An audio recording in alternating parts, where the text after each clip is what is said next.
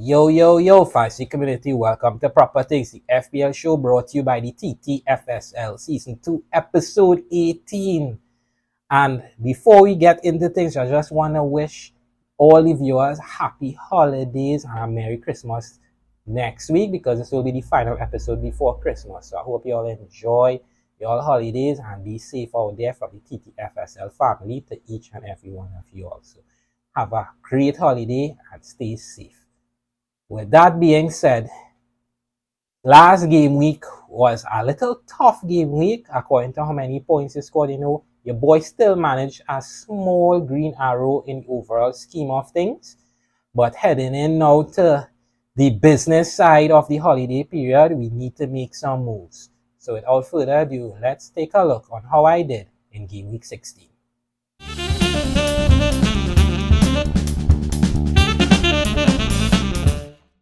So this game week, we scored a grand total of 56 points, and that gave us a small green arrow from 71,333 up now to 64,296 in the overall scheme of things. So in our player base with over 11 million, we're doing A-OK. So we're moving on up. Might be small gains, but still gains in the grand scheme of things. And looking at that 56-point game week, we could see that a late goal from Bueno took away our clean sheet from Sanchez. He still ended up on 3 points. He was on top for a bonus as well, but sometimes things don't work out like that. Gabriel returned in great time for a 9-pointer, a clean sheet and all 3 bonuses. Vardiol scored a goal, but that is as far as the points went for him, as my boys unfortunately collapsed late to lose 2-1 in the derby to United, so 7 points for Vardiol, and Cunha just continues to frustrate me with a 1-pointer as Villa collapsed as well, and Cunha 1 point. In midfield though, there wasn't much to talk about as the high octane midfield of Saka, Salah and Palmer together could only provide an assist, a bonus and a clean sheet between them, so 3, 5 and 3 points for Palmer doubled. You got 6 and it was 4 before the close of the deadline, but a late change to the bonuses pushed them up to 3 points, so 6 points on the captaincy, and Bowen could only hit the post. Unfortunately, we don't get points for that, so a 2-pointer from Bowen. But in attack, we got double 9s from Jackson and Cunha, and unfortunately, Evan Nielsen couldn't return anything as well on the Monday game, so 2 points for him. On the bench, looking at that 7 for Mikolenko, but it was a game against Arsenal, so we couldn't really call that one. Fabianski continues to start for West Ham, 4 points. So 56-point game week and a small green arrow in the grand scheme of things. Now let's take a look at the red flags in my team. And now we're looking at the red flags in my team. And if you're looking at the goalkeeping position, pretty content with Sanchez and Fabianski, both starting goalkeepers, and Sanchez does have Everton coming to town, so definitely will be keeping those two. In defense, we have a little problem, and it's not necessarily who we have, but who we don't have. We don't have Robinson of Fulham, and with a lot of managers moving in for him, definitely a little concern, especially with Southampton on top. Looking at my 5, Mikolenko doesn't have the greatest fixtures, but now we're starting to look to see if we could get any Everton players in for the double with Liverpool, and he looks every week that I keep him like a guy that I'd want long term, so he's moving out of the red flags list now and going into the orange flag. If there's one guy that I'm not happy with, is Cunha, but at the price point I can't really do much at 4.4, so it will have to be Vardiol, who is not really living up to the price tag, because if City don't keep clean sheets, that means Vardiol has to score goals, and while he's doing it right now, I can't continue to count on him to continue to score those goals. So not having Robinson, definite red flag. Vardiol, Cunha, not too happy with those two, but Vardiol is the bigger concern right now. In midfield, pretty content with the big 3, Bowen and Rogers, so we'll be keeping those. And in attack, we have a little issue, 2 issues. I do still have Bias Remorse and Evan Nielsen.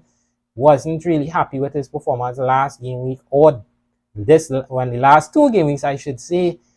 Kind of wish I didn't make the move from Wood to him, so he's a concern. Not really liking what I'm seeing with him. And now with the pending suspension for Cunha, we definitely have a worry about the world's hitman. Would love for him to face Leicester this upcoming game week, but with the uncertainty surrounding him and the pending price rise of a certain asset, I might have to move him out this game week. And that concludes the red flags for my team. Now I'll look at the pending solutions for these red flags. And now let's look at the solutions to those red flags. And while I'm content with my keepers of Sanchez and Fabianski, if you're looking to bring in a keeper and you have the ability to move for a premium one, I don't think there's anything wrong with moving for Raya or Alisson. Great fixtures for both Arsenal and Liverpool. And I think those two are going to give you a way into the either defense that is stable barring injuries. So Raya, Alisson, amazing picks now and going forward. Now moving into defense, like I said, not having Robinson is a little issue for me, especially with the managers who have Al-Nuri and Robertson, who are both suspended, moving now to the American and Fulham fullback.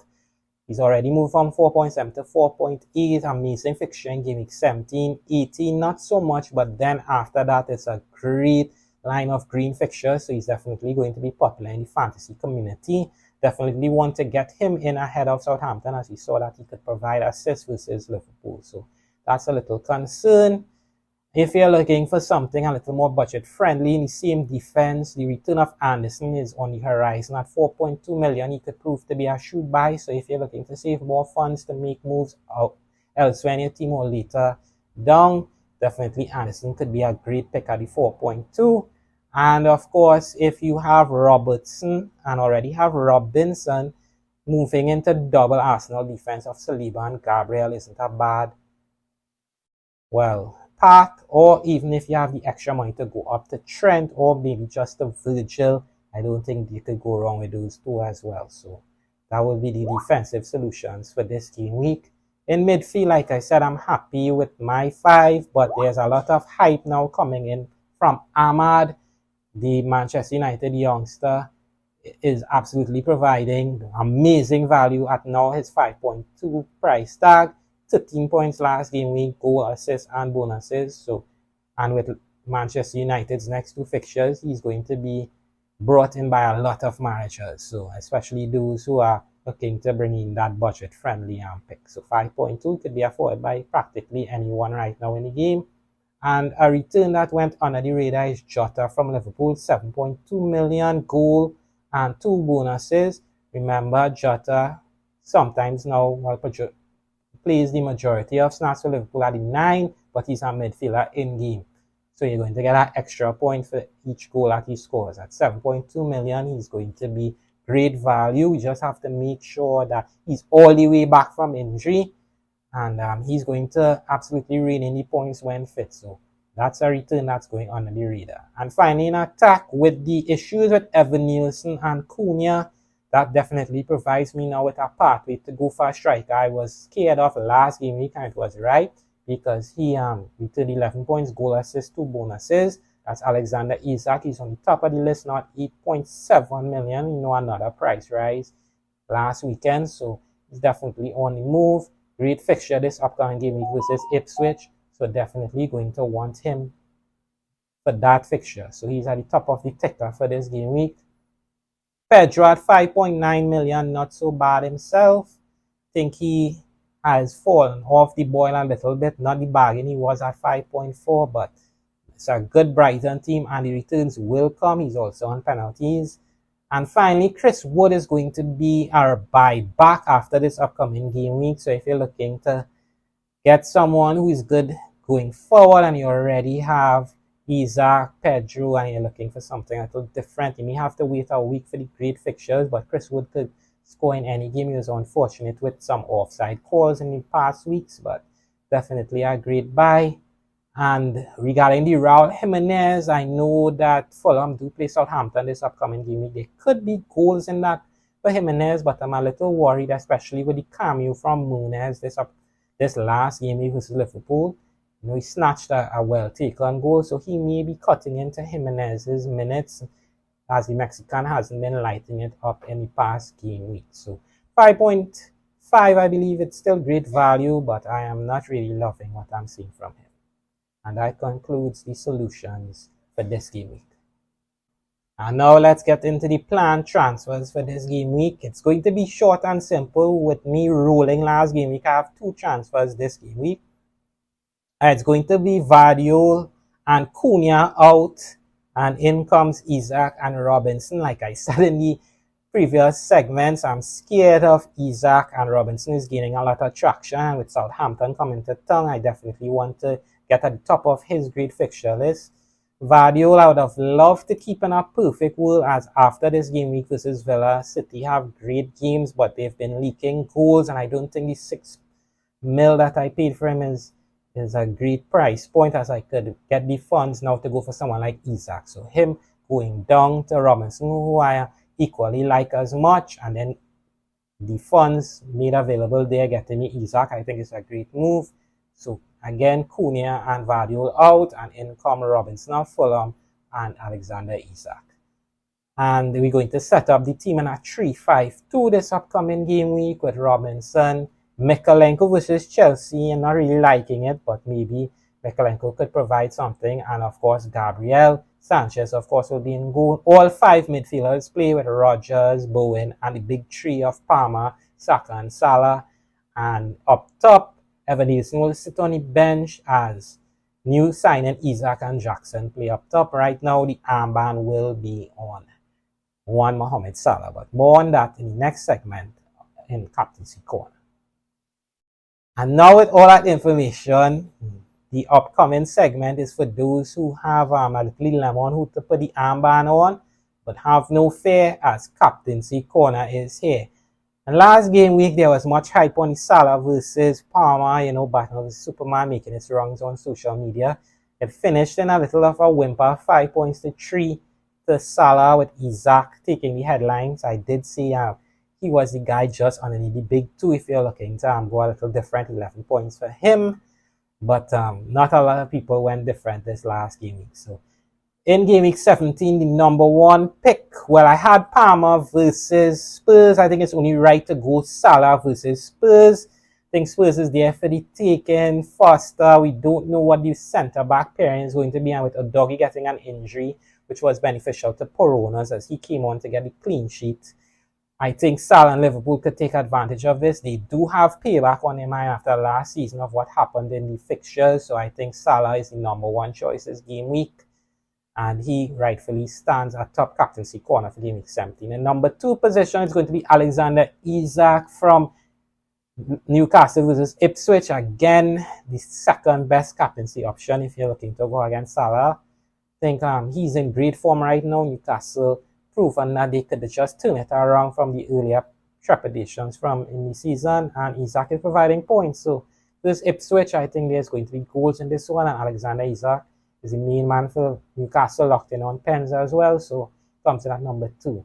At number 3, we can't slide this guy much further down. I'm talking about Cole Palmer from Chelsea versus Everton. Everton is a great defense. That's the only reason Palmer is below Isaac and Salah. I think he's equally as explosive. Again, locked in on pens, but he comes in just behind Salah and Isaac this game week.